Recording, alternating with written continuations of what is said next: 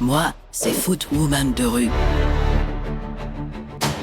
Vous me connaissez déjà, en jouant à Barcelone, je me suis taillé une petite réputation. Des fois avec un style, disons, assez atypique. J'avais 2,20 m, toutes les qualités techniques et athlétiques dont on puisse rêver, et un record de but qui ferait pâlir Pelé. Ouais, j'étais au sommet.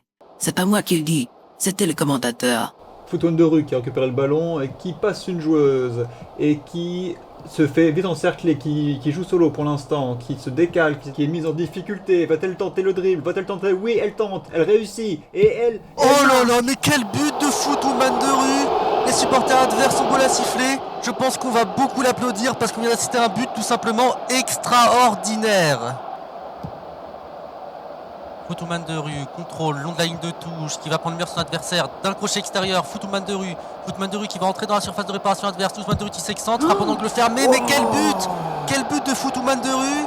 Il y a eu Pelé, il y a eu Maradona, il y a maintenant Footwoman de rue. Et c'est pas pour me vanter, mais sans moi, le football féminin serait aussi reconnu que les enfants d'Elon Musk. Tout allait bien jusqu'à la rencontre fatale face à Leverkusen en finale de Ligue des Champions.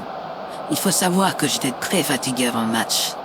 Appel en profondeur de Footwoman de rue, la passe est bien dosée, elle s'infiltre dans la surface adverse, elle fixe son adversaire. Ça m'a pas empêché de marquer Quel but!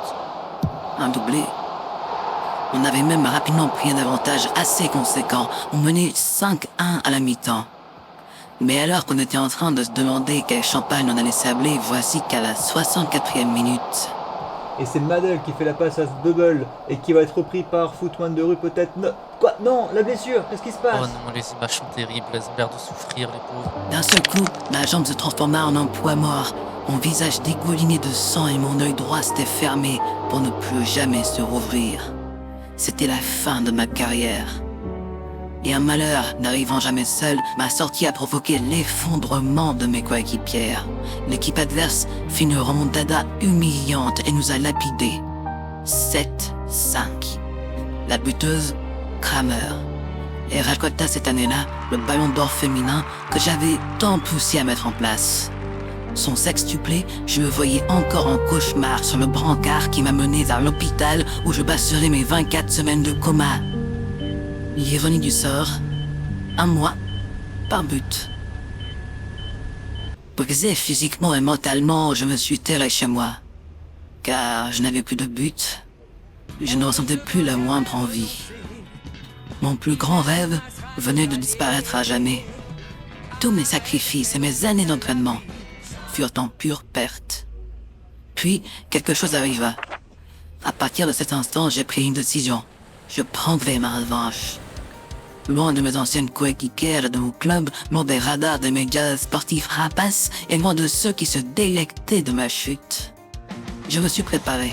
Pendant toutes ces années, j'ai passé mon temps à analyser chaque compartiment du jeu. J'ai cherché à comprendre ce qui séparait les légendes en devenir des joueurs du dimanche. J'ai regardé des centaines d'heures de matchs de Ligue des Champions, comme des compétitions improvisées dans les favelas brésiliennes. J'ai passé en secret tous les diplômes nécessaires. Et alors que tout le monde me croyait disparue ou morte, je fus enfin de retour.